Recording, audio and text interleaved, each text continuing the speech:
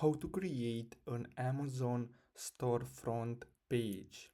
So you're gonna have to sign into the Amazon mobile app with the email address you used to join the program.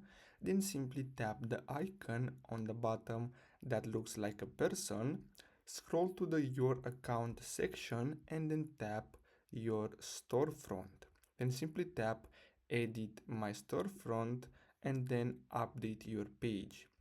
Tap the camera icon in the small box and choose a photo from your photo library or take a new photo.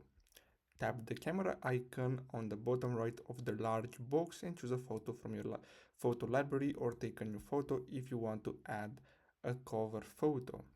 And you're gonna have to add a page title, so this should help customers identify who you are.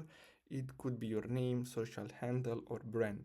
Do not include the name of any social media network or Amazon trademark in your storefront name. For example, Jen's Facebook finds. So you're not gonna have to do that.